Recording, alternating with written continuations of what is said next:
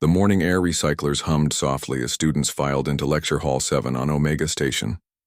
Tom Bennett adjusted his simple cloth backpack and found a seat in the back row. Around him, dozens of alien species chatted in their native languages. The Altarians clicked their crystalline fingers against their desks. The Varaxians swayed their tentacles in greeting patterns.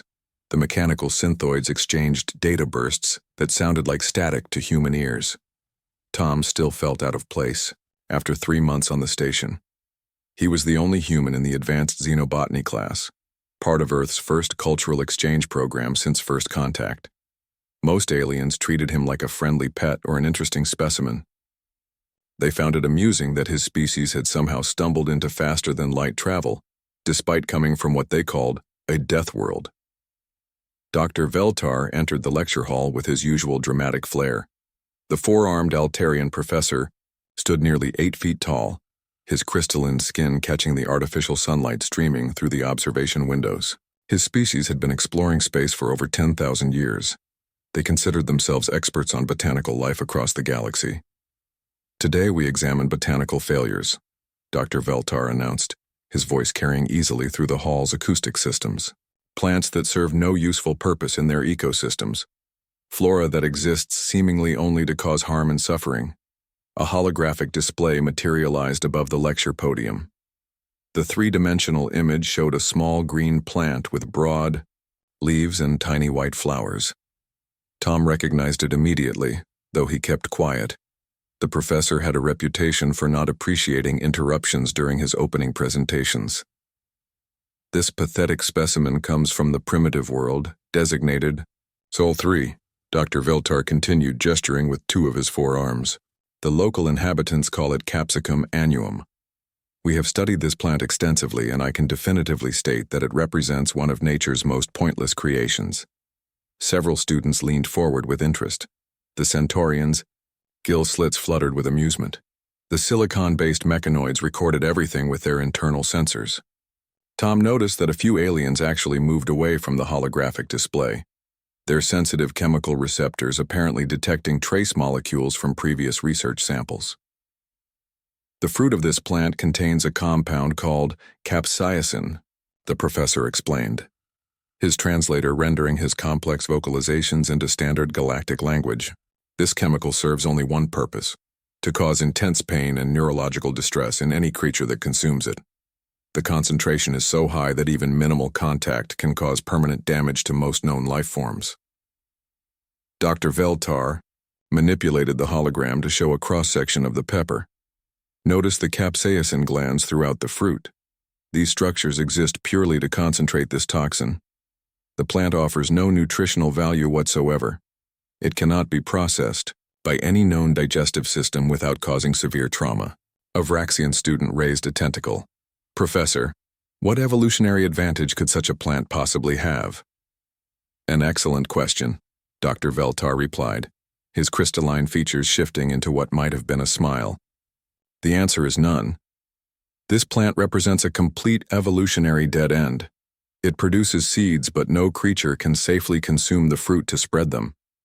The species should have died out millions of years ago. Tom shifted uncomfortably in his seat. He thought about the bell pepper he'd eaten raw just that morning for breakfast. It had been a bit bland, actually. He'd considered adding some hot sauce to give it more flavor.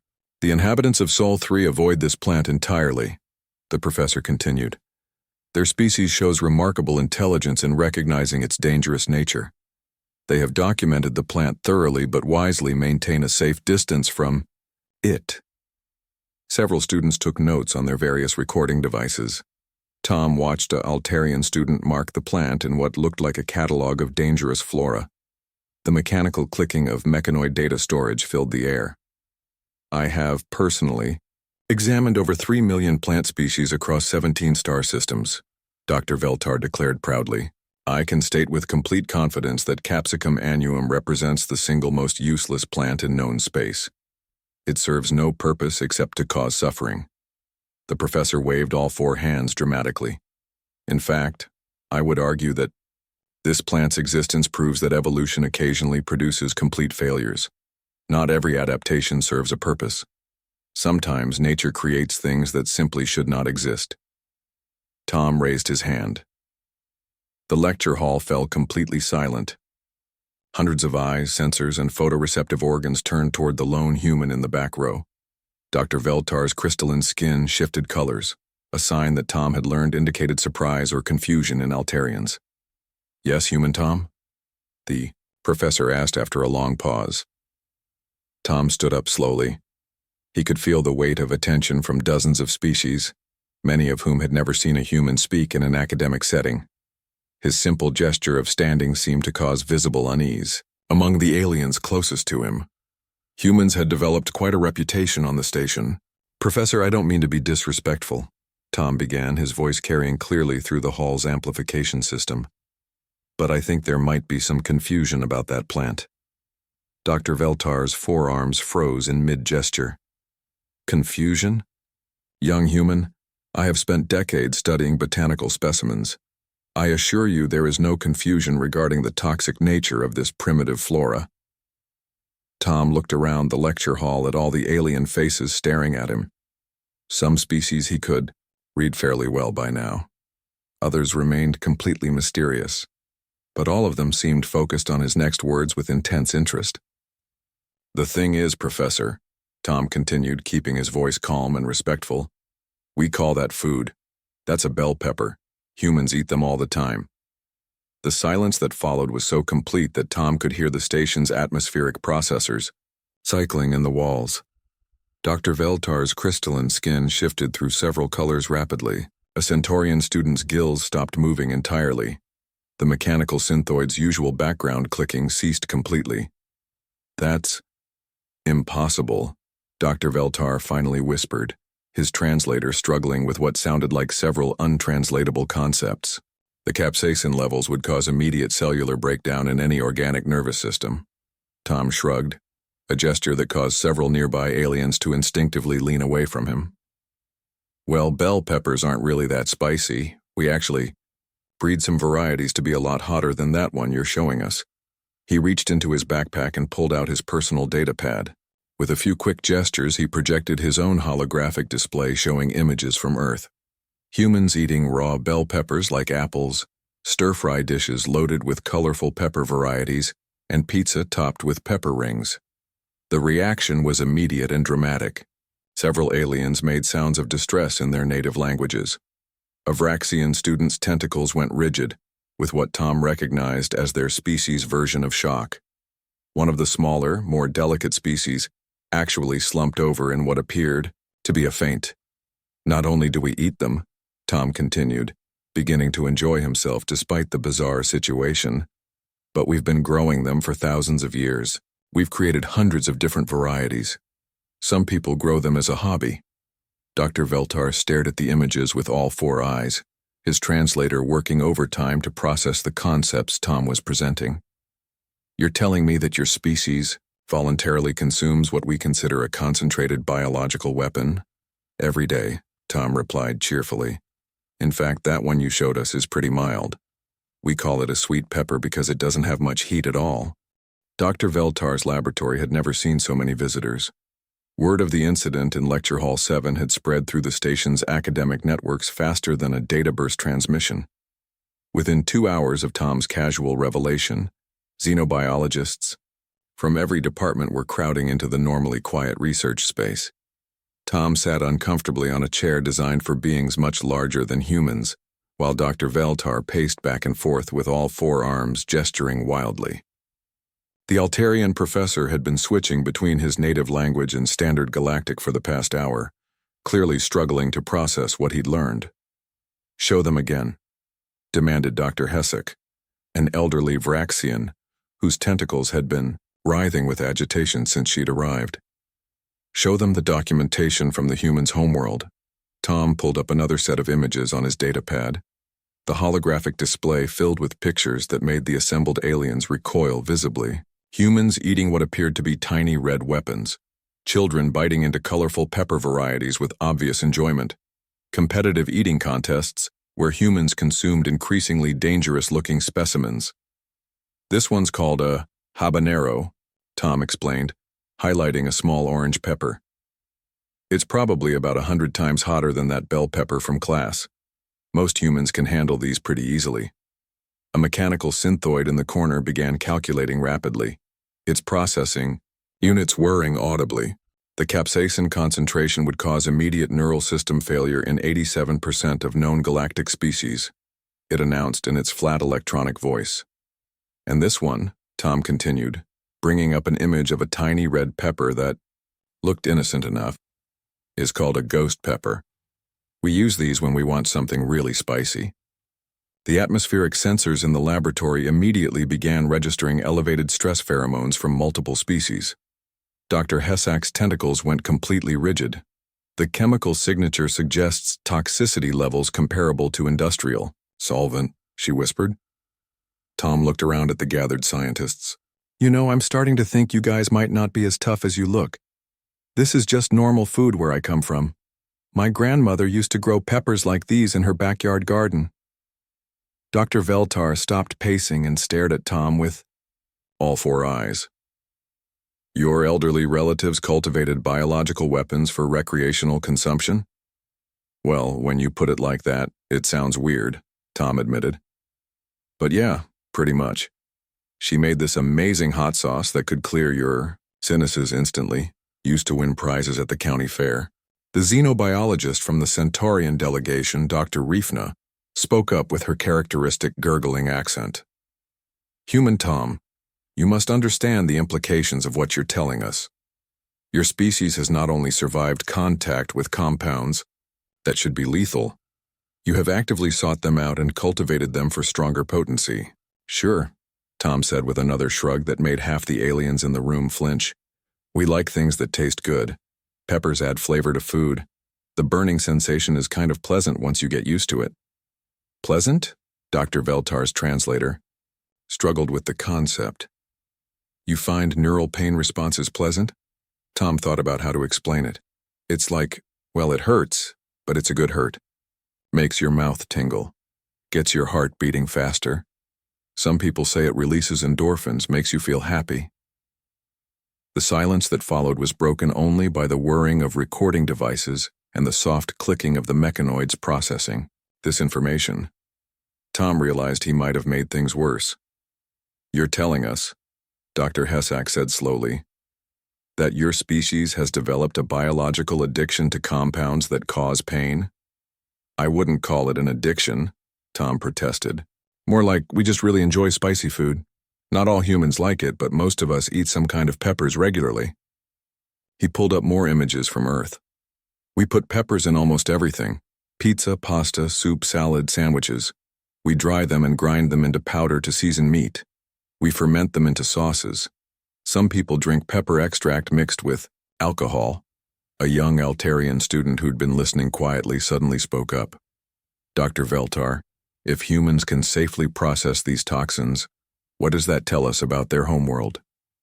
The professor's crystalline skin shifted through several colors before settling on a deep blue that Tom had learned indicated serious contemplation. An excellent question. Dr. Hessak, you're our leading expert on deathworld ecosystems. What's your analysis? The Vraxian scientist's tentacles moved in complex patterns as she considered the question. If humans have evolved to not only tolerate, but actively seek out such concentrated toxins, their planetary environment must be far more hostile than our initial surveys suggested. Tom felt obligated to defend Earth. Hey, my planet's not that bad. Sure, the gravity's a bit heavy for most of you, and the oxygen levels might be high, and there's all that radiation from our sun, but it's perfectly fine for humans. Heavy, gravity, high oxygen, and stellar radiation, Dr. Rifna repeated, combined with the apparent abundance of toxic plant compounds that you consider food ingredients. When you list it like that, it does sound pretty rough, Tom admitted, but we're adapted to it. Been living there for thousands of years just fine. Dr. Veltar had been quietly manipulating his holographic display during this exchange. Suddenly, images of Earth's flora and fauna began appearing in the air above them. Human Tom, are there other plants from your world that we might have mischaracterized? Tom looked at the parade of Earth species flowing past. Well, let's see. You've Got garlic there, that's basically toxic to most mammals, but we love it. Those coffee beans would probably kill most of you, but we drink that every morning. Tea leaves contain compounds that are poisonous to a lot of species, but we've been drinking tea for centuries. Each identification caused more distressed sounds from the assembled aliens. Tom was beginning to realize that humans might be more unusual than he'd thought. Oh, and those mushrooms, he continued, pointing to an image of common white button mushrooms. I know fungi aren't technically plants, but we eat tons of those too. Some varieties can kill you if you're not careful, but most are delicious. You consume potentially lethal fungal organisms voluntarily. Dr. Hessak's tentacles had begun trembling. Only the safe ones, Tom said quickly. Though I did try some pretty wild mushrooms in college that made me see colors that probably don't exist. The laboratory fell completely silent. Tom realized he might have shared too much information. Dr. Veltar spoke first, his voice barely above a whisper. Human Tom, I think we need to schedule a much longer conversation about your species' dietary habits. Tom nodded, then had a thought that made him smile. Sure, Professor, but just wait until you hear about our entertainment. You should see what we do for fun. The assembled scientists exchanged glances that suggested they weren't sure they wanted to know. The emergency xenobiology conference had been called for the first time in over 200 years. Representatives from 43 different species packed into the Grand Assembly Hall of Omega Station, their various forms of communication creating a symphony of clicks, whistles, humming, and electronic bursts that the translation system struggled to process simultaneously. Tom found himself seated at the center of it all, still wearing his simple human clothing while surrounded by beings in elaborate academic robes, environmental suits, and biomechanical enhancement arrays. 3 days had passed since his casual comment about eating peppers, and apparently the galaxy's scientific community was having something close to a collective nervous breakdown. Dr. Veltar stood at the main podium, looking exhausted despite his species' ability to function on minimal rest. Colleagues, we are here to address what may be the most significant xenobiological discovery in recorded galactic history. The assembly quieted, though Tom could still hear the nervous chittering of various species and the constant hum of recording devices. Our preliminary analysis of human dietary habits suggests that everything we thought we knew about deathworld adaptation may be fundamentally incorrect, Dr. Veltar continued. We are not simply dealing with a species that survived a hostile environment. We appear to be dealing with a species that weaponized their environment's hostility. A ripple of alarm sounds went through the assembled aliens. Tom shifted uncomfortably in his chair. When Dr. Veltar put it like that, humans sounded pretty scary. Dr. Hessak approached a secondary podium, her tentacles moving in formal academic presentation patterns. Over the past 72 hours, we have conducted extensive interviews with human Tom regarding his species' consumption habits. The results are deeply disturbing.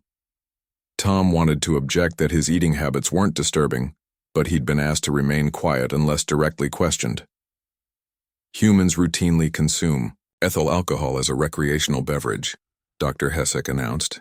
This compound is lethal to 68% of galactic species and causes permanent neurological damage in most others. Shocked gasps and alarm calls echoed through the assembly. Tom thought about mentioning that alcohol was pretty mild, compared to some of the other stuff humans consumed, but decided this wasn't the right moment.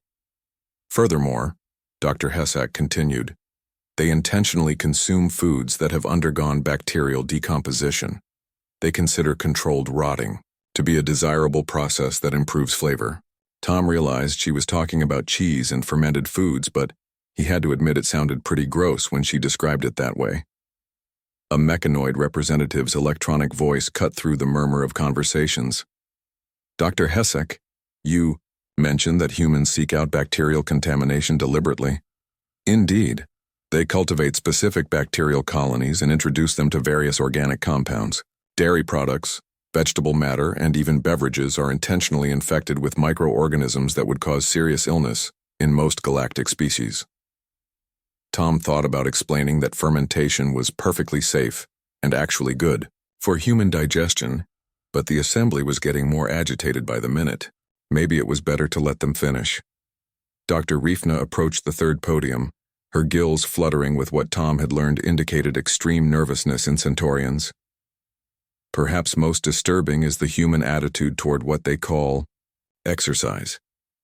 The assembly fell silent with anticipation. Humans deliberately damage their own muscle tissue for recreational purposes, Dr. Rifna announced. They call this working out and consider it enjoyable.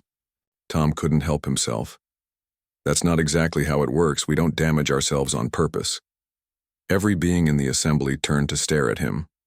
Dr. Veldtar gestured with one of his 4 hands. Human Tom, please explain this process of voluntary tissue damage. Tom stood up, feeling awkward under the intense scrutiny of dozens of species. Well, when you exercise, you do create tiny tears in your muscle fibers, but that's how muscles get stronger. They heal back better than before. You intentionally tear your own flesh, a Vraxian delegate said slowly, and consider this beneficial? It doesn't hurt much, Tom said, then realized that wasn't helping his case. I mean, it hurts a little, but that's how you know it's working. No pain, no gain, we say. The phrase, no pain, no gain, caused an immediate uproar. Dozens of species began talking at once, their various languages creating a chaos of sound that overwhelmed the translation systems. Dr. Veldtar called for order, his voice carrying over the noise. Human Tom, are you saying that your species associates pain with positive outcomes? Tom thought about it. Well, sometimes.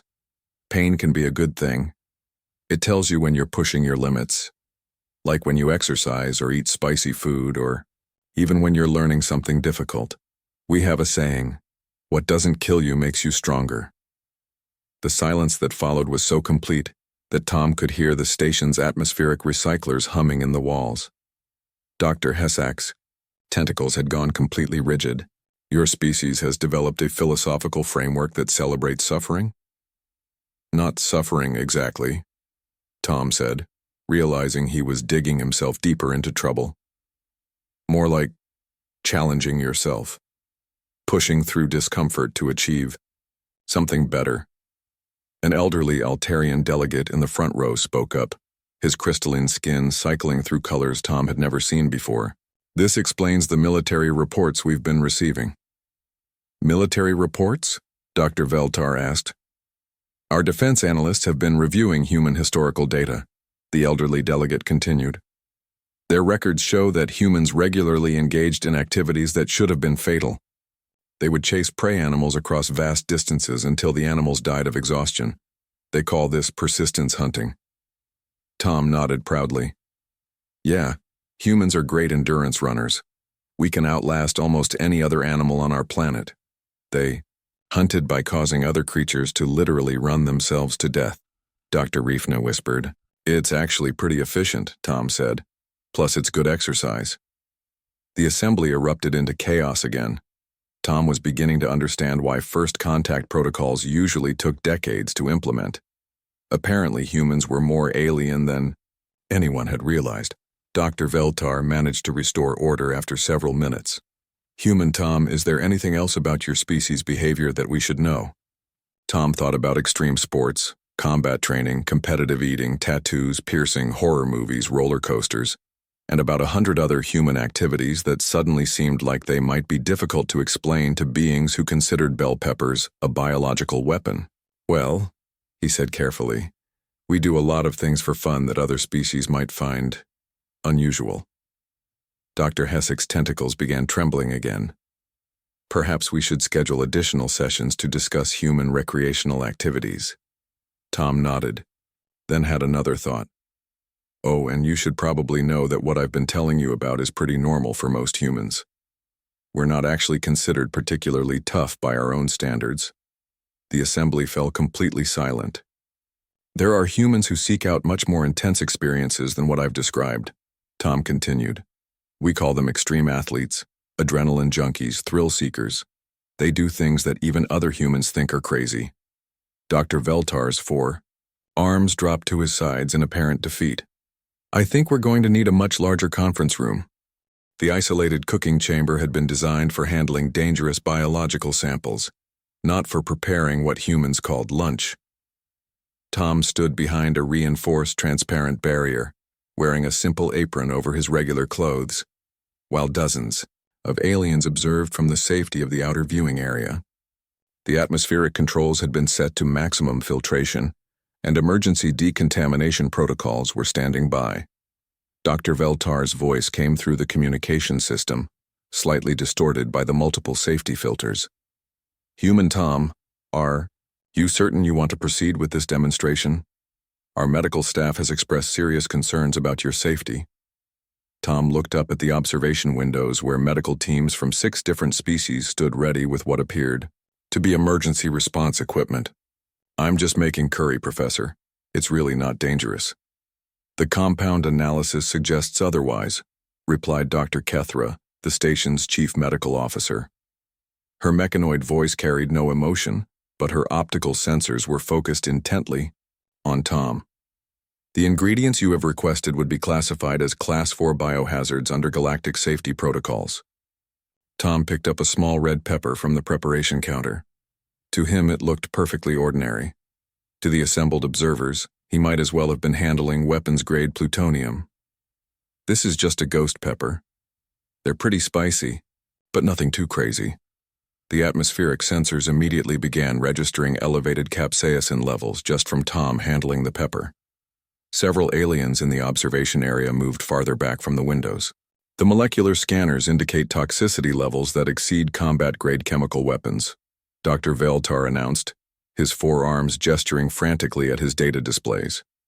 "Human Tom, that single fruit contains enough concentrated capsaicin to incapacitate an entire Vraxian combat unit." Tom shrugged and began chopping the pepper with a simple knife. "Well, I'm planning to use about 5 of them in this recipe. My family always said more is better when it comes to flavor." The chopping motion released more capsaicin into the air. The chamber's atmospheric systems immediately kicked into high gear, their filters working overtime to contain what the safety protocols considered a toxic gas leak. "Fascinating," observed Dr. Riefna from the viewing area. "Notice how the human shows no adverse reaction to direct contact with the compound. His respiratory system continues to function normally despite exposure levels that should cause immediate respiratory failure." Tom added the chopped peppers to a heated cooking vessel, along with what the galactic observers considered an increasingly alarming array of toxic substances. "Now I'll add some garlic," he explained, holding up several cloves of what looked like small white bulbs.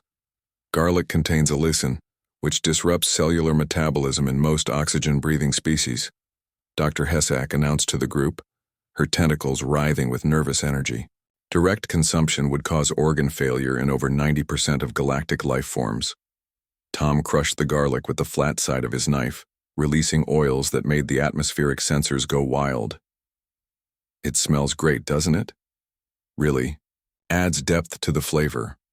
The aliens in the observation area looked at each other with what Tom had learned to recognize as expressions of horror and disbelief across multiple species. "Now for the turmeric," Tom continued, adding a yellow powder to his cooking mixture. "This gives curry its color and has lots of health benefits for humans. Curcumin compounds interfere with liver function in 43 known species," Dr. Kethra announced clinically. "Prolonged exposure causes permanent organ damage." Tom stirred his mixture, which was beginning to smell wonderful to him, and apparently like a chemical weapons attack to everyone else. "Oh, and we need some cumin for that earthy flavor."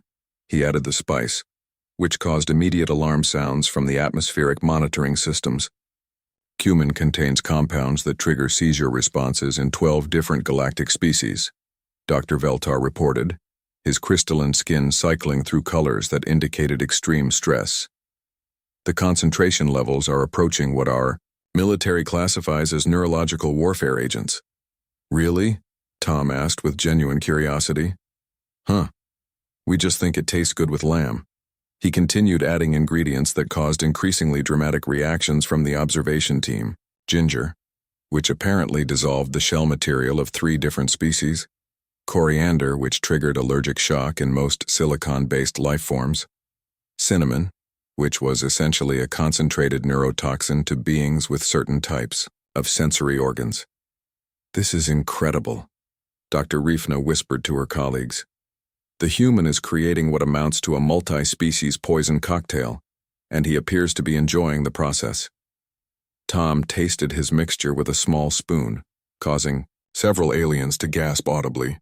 The biometric monitors attached to the chamber immediately registered his pain receptors activating, his heart rate increasing, and his core body temperature rising. "Perfect," Tom announced with a smile. "Just needs a little more heat." He reached for a small bottle labeled with symbols that the translation systems couldn't process. "This is ghost pepper extract," he explained. "My sister sent it from Earth. She makes it herself." "Human Tom," Dr. Veltar's voice carried a note of panic. "Our sensors indicate that substance contains capsaicin concentrations over 2 million Scoville units. That's beyond the measurement threshold for most of our detection equipment." Tom added several drops of the extract to his curry. "Yeah, she likes her food spicy. This should bring it up to about the level my family would expect." The atmospheric systems began working so hard to contain the airborne compounds that their mechanical noise became clearly audible in the observation area. Tom stirred his creation and took another taste. According to every monitoring system in the chamber, he should have been experiencing multiple organ failure. Instead, he nodded with satisfaction. "That's good," he announced. "Maybe just a touch more salt." Dr. Hessak's tentacles had gone completely limp. The biometric readings show massive pain response activation throughout his nervous system. By all known xenobiological principles, he should be unconscious or worse. "Oh, it's definitely spicy," Tom admitted cheerfully, "making my eyes water a bit, but that just means it'll clear my sinuses nicely." He served himself a portion of the curry over rice and began eating with obvious enjoyment. Every bite registered on the monitoring equipment as what appeared to be self-inflicted torture, but Tom's expression suggested he was having the meal of his life. "This is just like my grandmother used to make," he said between bites, "though hers was actually a bit hotter than this." The observation area had fallen completely silent except for the whirring of recording devices and the rapid calculations of multiple computer systems trying to process what they were witnessing. Dr. Veltar finally spoke, his voice barely audible through the communication system. "Human Tom, you're telling us that your elderly relatives created food that was more potent than what we've just observed?" Tom nodded, taking another bite of his curry. "Oh yeah. Grandma grew her own peppers and made her own extracts. She'd been perfecting her recipes for decades. This is actually pretty mild compared to some of the dishes at family gatherings." He paused thoughtfully. "Though I should probably mention that not all humans can handle food this spicy. This would be considered pretty hot even by most human standards." Dr. Kethra's optical sensors focused on Tom intently. "You're saying there are humans who could consume even more concentrated toxins than what we've observed?" "Sure," Tom replied. "There are competitive pepper eaters who can handle stuff that would make this curry seem like baby food. Some people spend years building up their tolerance to increasingly hot peppers." The medical officer's mechanical voice carried a note that might have been awe. "Your species intentionally trains itself to withstand higher levels of chemical warfare agents." Tom finished his curry and smiled at the observation windows. "We just really like spicy food. Though if you think this is intense, you should see what we do for entertainment." Dr. Veltar's forearms hung limp at his sides. "I'm not sure the station's medical facilities are equipped for that level of cultural exchange." The memorial garden at the heart of Omega Station had been transformed into an unlikely shrine, where exotic flowers from across the galaxy once bloomed in careful harmony. A simple earth bell pepper plant now grew in a specially designed containment case. The sign beside it, translated into 47 different languages, read simply, "The plant that changed everything." Tom walked past it every day on his way to the Cultural Exchange Center, still amazed that a casual comment about food had turned his life upside down. 6 months had passed since the infamous lecture, and he was no longer just another exchange student. The Galactic Council had officially designated him as humanity's first xenocultural specialist, a position that apparently came with a salary, diplomatic immunity, and a very comfortable apartment. The morning briefing room buzzed with activity, as representatives from dozens of species waited for Tom's daily session. What had started as an emergency academic conference had evolved into a permanent research initiative. The galaxy, it seemed, was fascinated by humans and slightly terrified of them in equal measure. "Good morning, everyone," Tom said as he entered the room, carrying a simple cup of coffee that made several aliens instinctively step back. "What's on the agenda today?" Dr. Veltar, who had become something of a celebrity in xenobiological circles, consulted his data pad with all four hands. "The Military Strategy Institute wants to discuss human recreational activities, specifically, something called extreme sports." Tom settled into his chair, which had been specially designed for human proportions after the original furniture proved uncomfortable. "Which ones are they curious about?" "All of them," replied General Kossethet, a heavily armored Zephyrian whose species had conquered half their home galaxy before achieving interstellar flight. "Our tactical analysts have been reviewing human entertainment databases. We cannot understand why your species voluntarily engages in activities with such high probability of injury or death." Tom sipped his coffee, which registered on nearby atmospheric sensors as a mild stimulant that would be toxic to most alien nervous systems. "Well, which activity specifically did you want to talk about?" "Skydiving," General Kossethet said immediately. "Your people deliberately leap from aircraft at extreme altitudes, relying only on deployable fabric devices to prevent fatal impact with planetary surfaces." "That's a fun one," Tom agreed. "The freefall gives you an incredible rush. Some people get addicted to it." Dr. Hessek's tentacles writhed with agitation. "You find near-death experiences enjoyable?" "It's not really near-death if you do it." "Right," Tom explained. "Though I guess there is some risk involved. That's part of what makes it exciting." A young Altarian research assistant raised one of her crystalline hands. "Human Tom, our analysis suggests that many human recreational activities deliberately simulate life-threatening situations. Is this accurate?" Tom thought about roller coasters, bungee jumping, rock climbing, whitewater rafting, and dozens of other activities humans did for fun. "Yeah, I suppose a lot of our entertainment involves some kind of danger or discomfort. We seem to enjoy challenging ourselves." "But why?" Dr. Rifna asked, her gills fluttering with confusion. "Most species seek to minimize risk and maximize comfort. Why would humans deliberately choose difficult experiences?" Tom leaned back in his chair, considering the question. "I think it's because we learn things about ourselves when we're pushed to our limits. When everything's easy and comfortable, we don't really know what we're capable of. You test your own limitations for educational purposes?" General Kossethet's armor plates shifted in what Tom had learned indicated surprise among Zephyrians. "Not just educational," Tom replied. "It feels good to overcome something difficult, to prove to yourself that you can handle more than you thought possible. We call it personal growth." Dr. Veltar had been quietly taking notes throughout this exchange. "This explains the psychological profiles we've been developing," he announced. "Humans appear to have evolved a reward system that encourages them to seek out challenges rather than avoid them."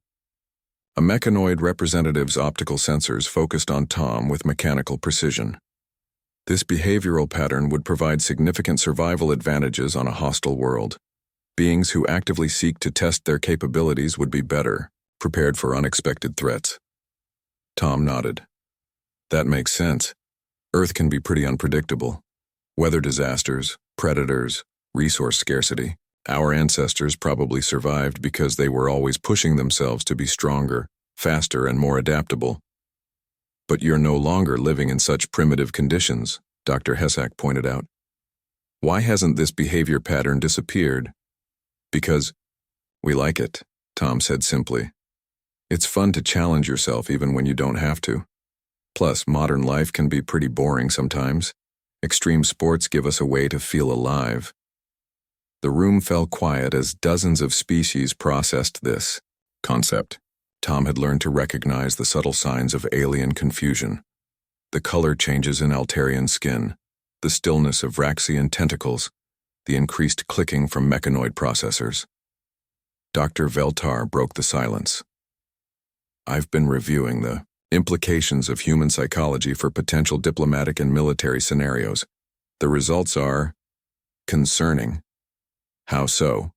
Tom asked, though he was beginning to guess where this was heading. If humans actively seek out challenging situations and have been conditioned by evolution to find difficulty rewarding rather than deterrent, traditional negotiation strategies may be ineffective, the professor explained. Most galactic diplomacy is based on the assumption that all parties want to avoid conflict and hardship. General Kossethet's armor plates rattled in what Tom recognized as Zephyrian laughter. You're saying humans might actually enjoy conflict? We don't exactly enjoy conflict, Tom said carefully. But we're not afraid of it either. Sometimes fighting for something important is worth the risk. This explains the historical military data, announced a new voice from the back of the room. Commander Telvak of the Galactic Defense Force had been attending these briefings regularly, though he rarely spoke. Human military records show repeated instances of forces achieving victory, despite being significantly outnumbered or outgunned. Tom felt oddly proud. We don't like to give up easily. Your species has documented cases of individuals continuing to fight even after sustaining injuries that should have been incapacitating, Commander Telvak continued. Our medical experts initially assumed these reports were exaggerated. Adrenaline's a hell of a drug, Tom said, then realized he might need to explain that concept too. When humans are in dangerous situations, our bodies release chemicals that let us ignore pain and perform beyond normal capabilities. Dr. Kethra's mechanical voice carried a note of what might have been admiration. Your species has a built-in combat enhancement system? Well, it works for any high-stress situation, Tom explained. Fighting, running, lifting heavy things, protecting others. The human body can do amazing things when it has to. The briefing room had grown completely quiet again. Tom was starting to recognize this pattern. Every time he explained something normal about human behavior, the aliens seemed to become more convinced that his species was somehow supernatural. Dr. Veltar stood up slowly, his forearms moving in formal presentation gestures. Colleagues, I believe we need to fundamentally revise our understanding of human capabilities and motivations. He activated the room's holographic display, showing a star map of the local galactic region. For months we've been trying to categorize humans as just another spacefaring species, but the evidence suggests they represent something entirely new in our experience. The display zoomed in on Earth's solar system. They come from a world that should have prevented the evolution of intelligent life. They consume compounds that are toxic to most known species. They seek out dangerous situations for entertainment. They have evolved biological and psychological systems that allow them to function effectively under extreme stress. Tom shifted uncomfortably. When Dr. Veltar put it that way, humans sounded almost alien even to him. Most significantly, the professor continued, they appear to have weaponized the very adversity that should have destroyed them. They have turned their deathworld's attempts to kill them into cuisine, entertainment, and personal development. Commander Telvak spoke again from the back of the room. The strategic implications are obvious. Any species that considers toxin consumption recreational and finds combat stress enhancing would be extremely difficult to intimidate or defeat through conventional means. We're not trying to intimidate anyone, Tom protested. We just want to get along with everybody. That may be true, General Kossethet said thoughtfully, but your very existence changes the balance of galactic power. Other species will have to reconsider their assumptions about what's possible. Dr. Veltar nodded agreement. Human Tom has shown us that our understanding of biological limitations was far too narrow. If one species can evolve such capabilities, others might exist that we haven't encountered yet. Tom stood up, feeling the weight of dozens of alien gazes focusing on him. Look, I know we're probably different from what you're used to, but we're still just people. We want friends, we want to explore the galaxy, and we want to share what we know with other species. He paused, then smiled. Though I should probably mention that everything we've talked about so far is pretty normal for humans. You haven't even heard about our really interesting capabilities yet." The silence that followed was so complete that Tom could hear the station's gravitational field generators humming in the walls. Dr. Veltar's crystalline skin cycled through several colors before settling on a deep purple that Tom had never seen before.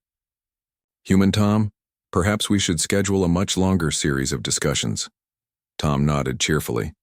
"Sure thing, Professor. Just wait until you learn about human creativity, problem-solving, and what we call thinking outside the box. I think you're going to find that pretty interesting too." As Tom left the briefing room, he passed the memorial garden where the bell pepper plant grew in its place of honor. He smiled, thinking about how a simple comment about food had led to all this. Tomorrow, he was scheduled to explain human art, music, and literature to a panel of galactic cultural experts. He had a feeling that was going to be another interesting day,